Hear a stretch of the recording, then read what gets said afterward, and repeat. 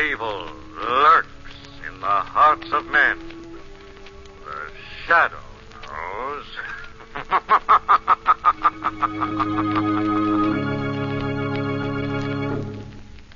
Once again, your neighborhood blue coal dealer brings you the thrilling adventures of The Shadow, the hard and relentless fight of one man against the forces of evil. These dramatizations are designed to demonstrate forcefully to old and young alike that crime does not pay.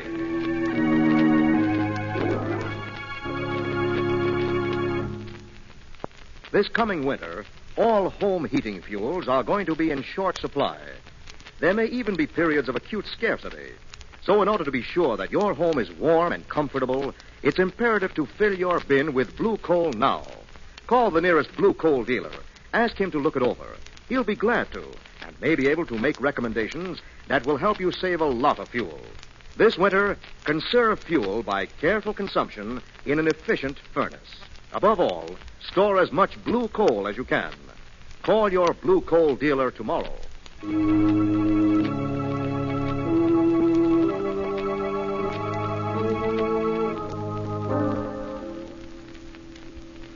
The Shadow, who aids the forces of law and order, is in reality Lamont Cranston, wealthy young man about town. Years ago in the Orient, Cranston learned a strange and mysterious secret, the hypnotic power to cloud men's minds so they cannot see him. Cranston's friend and companion, the lovely Margo Lane, is the only person who knows to whom the voice of the invisible shadow belongs.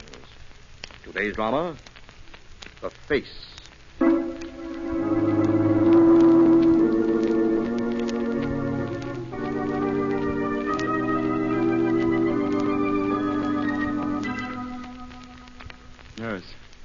Nurse. Yes, Mr. Wyndham. Why doesn't Dr. Wallen come? Dr. Wallen will be here in a moment, Mr. Wyndham. You must try to keep calm. Calm? How can I keep calm, Miss Rand? I've been living in a nightmare ever since that airplane crashed. 6 months. 6 long months. With these bandages covering my face. Miss Rand. Yes? Do you think the operation turned out all right? Of course. You don't sound very sure, Miss Rand. Dr. Wallen is a wonderful physician, but, well, a younger man, perhaps a specialist in this type of plastic surgery would... Dr. Wallen is exactly the kind of surgeon I want. He's quiet and obscure. With him, there'll be no talk, no publicity. Of course there won't. Now you must be quiet, Mr. Wyndham. You do think everything will be all right, don't you, nurse? I know it will be. It's got to be successful. I've got to get back to the stage. I was just at my peak when the accident came, Miss Rand. I know, Mr. Wyndham. I saw you with Lona Mason in the Golden Court. Oh. You were wonderful. Oh, thank you, Miss Rand. You see how important it is that everything comes out. Oh, here's Dr. Wallen. Good morning, nurse.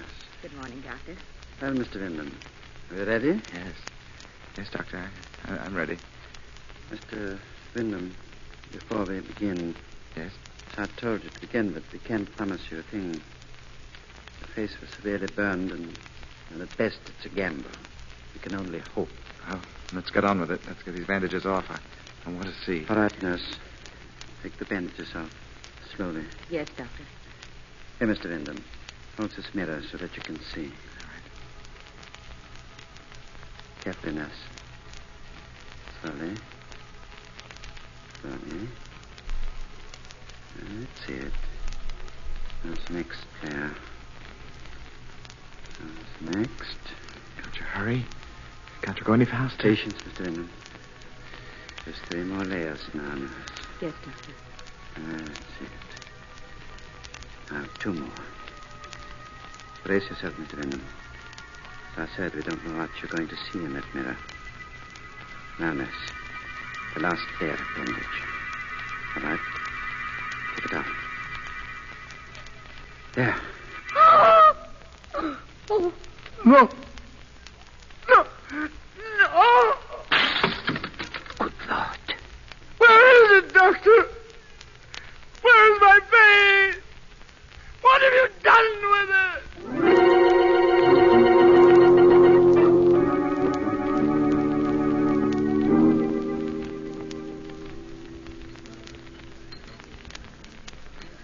Lona, darling, what's the matter? Matter? Well, yes. All through lunch, you've just picked at your food. You invite Lamont and myself to lunch, and then you act as jittery as a... Oh, so you were waiting for the curtain to go up on opening night. Yes, I know, Lamont. There is something on my mind. I need your help. Well, Lona, we're all old friends. If it's a new play you want backing for, count me in. And me, darling. That last show you did was a hit to end all hits. Lona Mason and Hugh Wyndham. What's the combination? Artistically and financially. All the angels who backed that show grew golden wings. Oh, about Hugh Wyndham. Oh, that man Wyndham. Lona, I'm no Bobby Soxer, but I almost swooned just looking at him. No man had a right to be that attractive. That's quite a mystery, his disappearance. Saw his face in a mirror after his operation and ran away from the hospital. Well, that was a year ago. Margo, Lamont. Yes? I know where Hugh Wyndham is. What? Lona, you found him? You've seen him?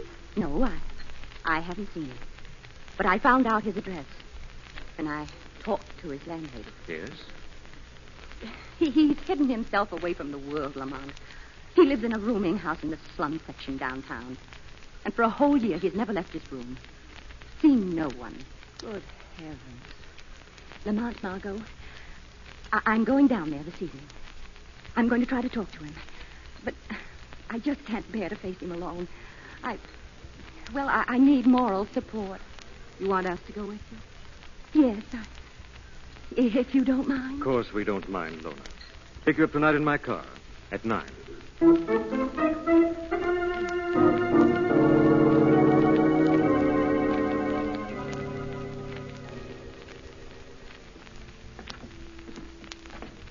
You've been Mr. Wyndham's landlady for a whole year, Mrs. Hodge, and you've never seen his face? Never. The night he came to rent a room, he had his hat pulled way down over his face. I leave his meals on a tray near the door. All day long he sits in there with the blinds drawn. At night he sits in the dark. Good Lord, poor Hugh. The man pays his rent regular. It frightens me to death. I wish he would find some other accommodations. There's his room, this door on the right. Thank you, Mrs. Hodge. We'll call you if we need you. All right. Oh, Lamont. Easy, Lona. We've got to see this through. I'll knock. Who is it? Who's there? Hugh, it's Lona. Lona? Lona Mason and some friends. Hugh, let us in. I want to talk to you. Go away, Lona. I don't want to talk to anyone. Hugh, please. For old time's sake. I've looked for you day after day, week after week. And now that I've found you, I'm not going away, Hugh. Darling, don't you understand? I want to help you. All right, Lona. I'll let you and your friends in, but on one condition. Yes. We talk in the dark. Is that understood, Lona? We talk in the dark. Yes, Hugh. Very well. Come in quickly. That's it. Oh, Lona, what do you want? Hugh, I have two friends with me. Miss Lane and Miss Cranston. How do you do, Mr. Wyndham? Hugh, they're... You don't have to describe them. I can see them in the dark. My eyes are used to it. All right, Lona. Why have you come? I've come to take you back, Hugh. No. I'll never go back. I couldn't stand it. Mr. Wyndham, you can't bury yourself away like this. Sooner or later, you've got to show yourself to the world. Mr. Cranston's right, Hugh.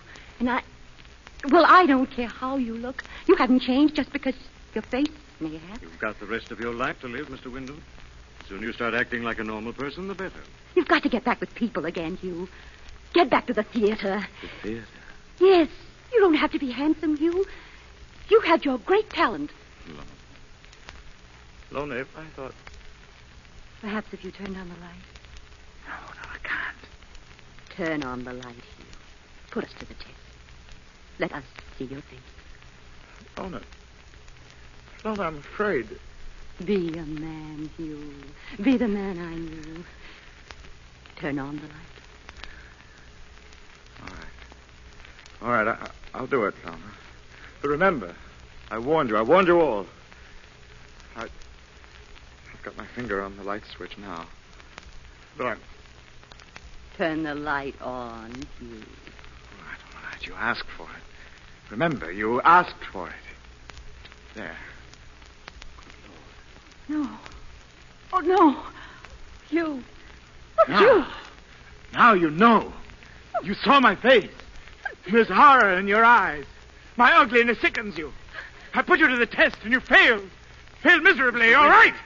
No one's ever going to see my face again. You hear?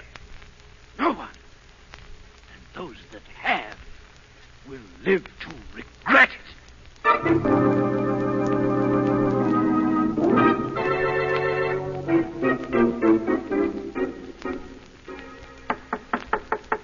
Mr. Wyndham, it's Mrs. Hodge, your landlady. I'd like to clean your sitting room. If you want to lock yourself in your bedroom like you always do. Mr. Wyndham, are you there? Funny, no answer. He never goes out. Something must be wrong. I'd better go see. Door is open. Maybe if I just look here. That's funny. The light is on. I'd better try the bedroom door.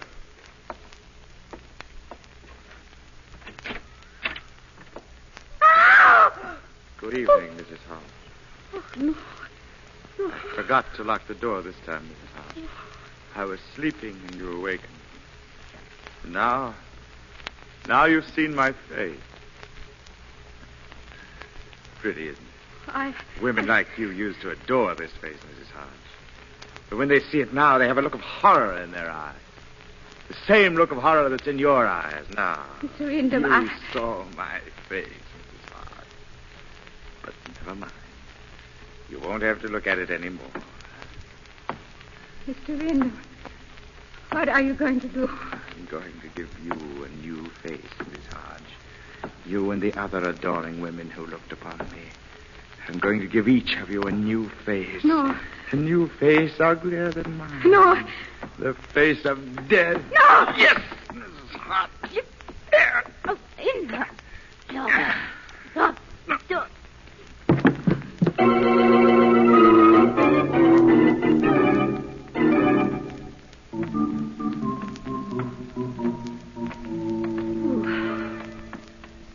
This morgue is as cold as an icebox, Commissioner West.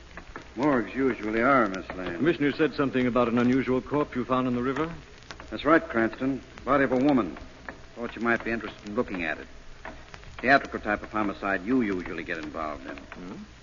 We found this woman strangled with a sort of piece of wire, looked like gold, around her neck. A gold wire? That's what I said.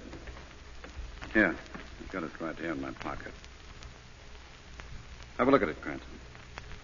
It's very interesting. Looks like a cord used for hanging pictures. Very unpleasant, if you ask me. Here we are. Draw number 62. I'll slide it out.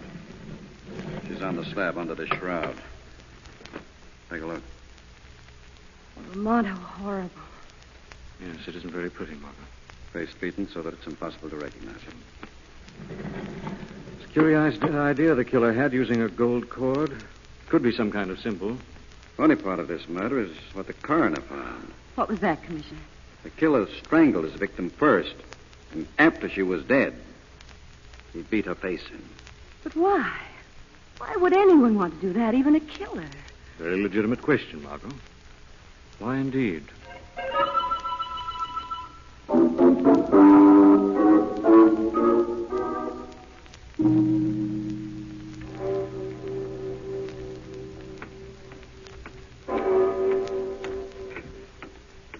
Good evening, Miss Rand. Oh, who are you? I can't see in the dark. I can, Miss Rand. The dark is my friend. Who are you? Why are you hiding behind that tree? I wanted to meet you face to face. I don't know you. Let me pass. Oh, you know me very well. You were my nurse, Miss Rand. I don't believe you. Let me pass. Oh, you don't believe me. Well, just a moment, Miss Rand. I'll light a match so you can see my face. See for yourself. Oh, Remember me now, Miss Rand? you win. Yes. You looked upon my face once, didn't you? And I saw in your eyes the same horror I see now. But please, You helped give me a new face, Nurse Rand. And now I'm going to give you a new face. As ugly as mine. See, Miss Rand? Your face isn't so pretty. It's growing ugly. I'm giving you a new face, Miss Rand. The face of death.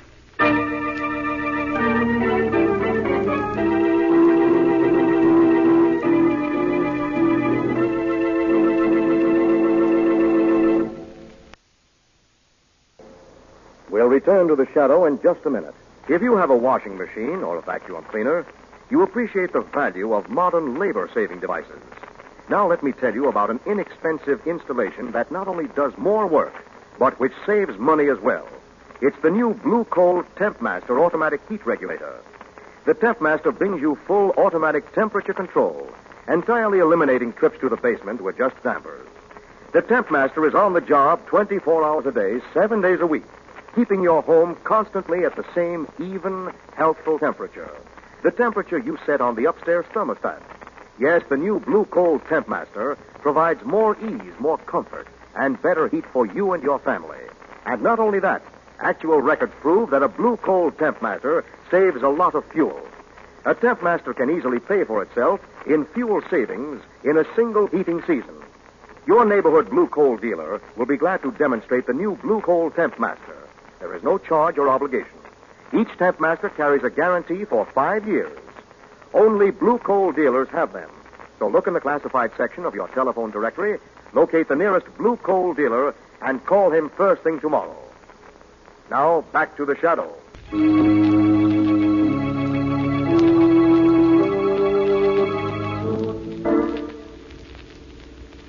Hugh Wyndham, once one of the handsomest actors on the stage, has been hideously burned about the face. Half mad, he had murdered his landlady, and now the nurse of the surgeon who operated on him. It is the next day, and once again, Margo and Lamont, along with Commissioner Weston, view a corpse in the morgue. Look, Cranston. Slain. The same thing all over again. Strangled with the same kind of metal cord, and the face beaten in. A couple of my men in a prowl car picked her body up on a lonely street. You don't know who she is, Weston? No, it's pretty hard to make an identification in a case like this. It's horrible. She might have been attractive once, perhaps beautiful. But now... Yes. Well, I guess there's nothing more we can do here. I'll cover her. Let's get out of here, Lamont. Lamont. What'd you say, darling? What's happened to you? You were a million miles away just now. I was just thinking. Yes, about what? Gold cord. Gold cord. It's got hold of me, Weston. It won't let go. Must be some reason why to kill... Wait a minute. What is it, Lamont? I've got it. I think I've got it. I remember now the gold cord was the name of a play. Play? Lamont, yes. And the star of the play Yes, was... Margo. Hugh Wyndham. The gold cord was his greatest triumph. He played it at the Old Globe Theater, brought him the adulation of thousands of women. And another thing. Yes, Lamont. Faces of these women were battered. And Hugh Wyndham's face... Oh, no, Lamont. Wait a minute, you two. Hold on. What's all this double talk about? Commissioner, in a few hours, I think we'll be able to identify your two corpses.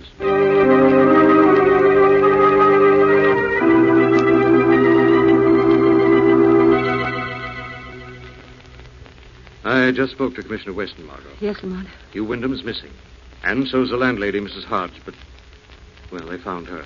One of the murder victims? Yes, first one. They identified her by her dental bridge work. And the second corpse? A woman named Anne Rand. She was Dr. Wallen's nurse, the surgeon who operated on Wyndham. Yes. Margo, wait a minute. What is it, Lamont? There's a pattern here. This nurse, Miss Rand, saw Wyndham's face. We may assume now that Mrs. Hodge did, too. You mean he killed him because women had always idolized him? And now because his face... Yes. As far as we know, only 2 other women saw his face. Lamont, one was Lona Mason, and the other... It was you, Margo. No. Give me that phone. Phone? Yes. I just hope I'm not too late to warn Lona Mason.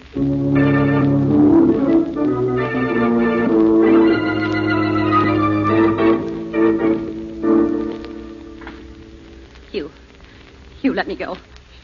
Let me out of here. The theater outside is dark and empty.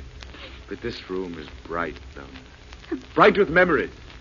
Wonderful memories. You please. Let me go. No. You wanted to see my face, didn't you? Well, now you see it. No matter where you turn, you see it. You can't escape it, can you, Lona? Get out of this room. I can't stand it. Take me out of here. No matter where you turn, my face will be leering at you, mocking you with its ugliness. Please, please, go away. Leave this room. Leave this room? Please. Yes. I'll leave it. On one condition, Lona. I'll do anything, you. Anything. I want you to phone Margo Lane and give her a message for me. No, you. I can't. I want you to tell her to come down here alone. That you're in trouble. She must not tell anyone. You understand, Lona? You. Well, my dear. Shall I be the phone call? Or shall we stay in this room? Will you leave the message for Miss Lane? Or do you want to continue to look at my face? Which will it be, Lona?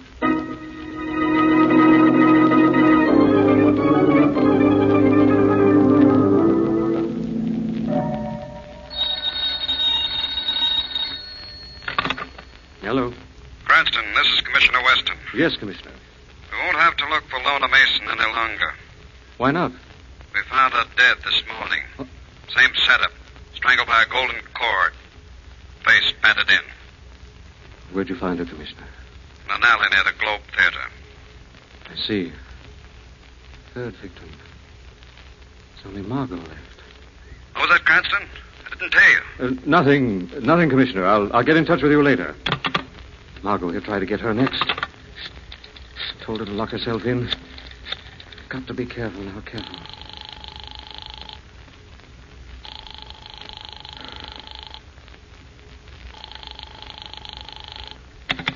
Hello, operator. Operator.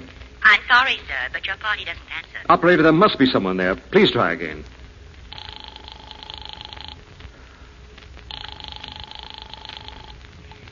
I'm sorry, sir, but your party does not answer.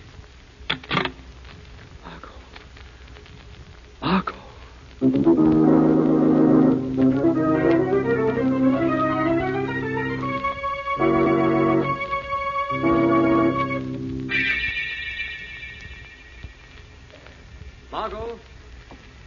Margo, are you here? The apartment's empty. Wait a minute. There's a pad on the table near the telephone. I bet you added something down on it. Globe Theater.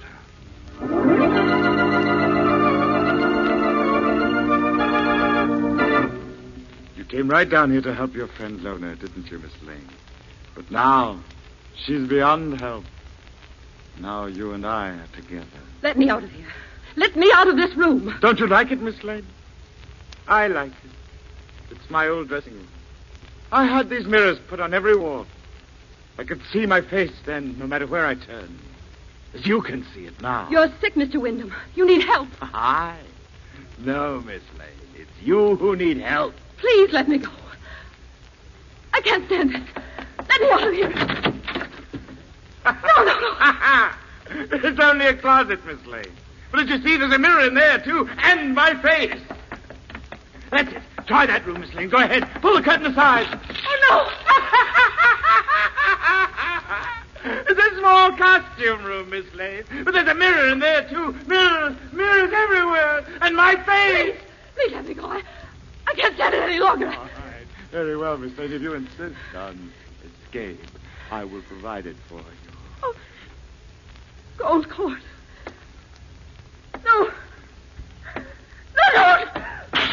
What's that? Who smashed one of my mirrors? The shadow, Wyndham. Shadow. Last year here. Right. I don't see anyone. There's no reflection in the mirrors. The shadow is here, nevertheless. These mirrors won't be. I'm going to smash every glass in this diabolical room. Smash that leering face wherever I see it.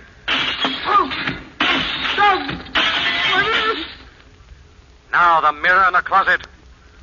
And now the last one in the costume room. I see the mirrors breaking. And yet I see no one. No man can see the shadow, Wyndham. When they kill, they account to the shadow. You're human, Shadow, and yet you're invisible. Yes. Shadow, please. Please tell me your secret. Tell me how you make yourself invisible.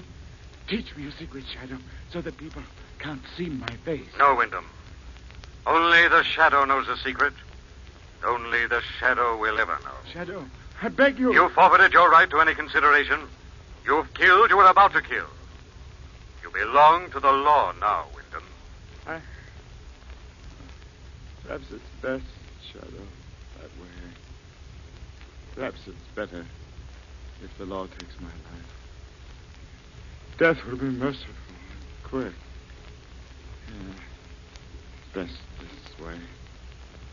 For death is darkness, and darkness can hide my ugliness forever.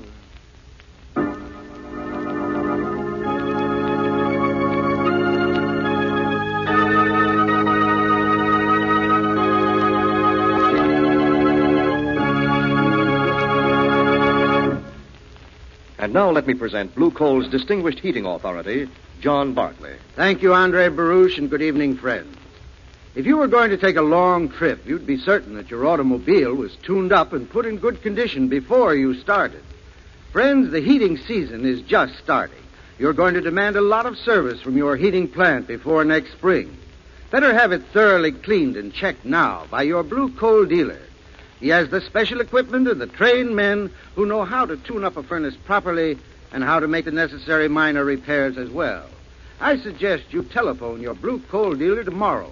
Remember, a clean, efficient furnace burns less fuel and gives more heat. I thank you.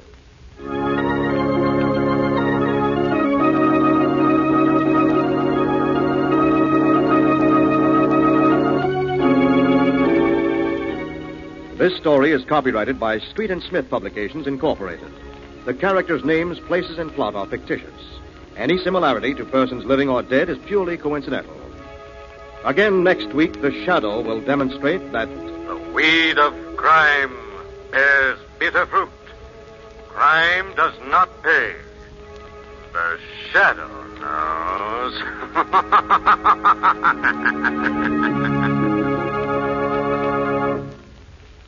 Next week, same time, same station, your friendly Blue Coal dealer brings you another strange and thrilling adventure in the Shadow's daring battle against the forces of evil. The Shadow is presented by the D.L.&W. Coal Company, distributors of Blue Coal. Lamont Cranston is played by Brett Morrison. Margo by Grace Matthews. Your announcer is Andre Baruch. Remember, it's Blue Coal for finest heating service. It's Blue Coal for finest modern equipment. It's Blue Coal for the best home heat money can buy.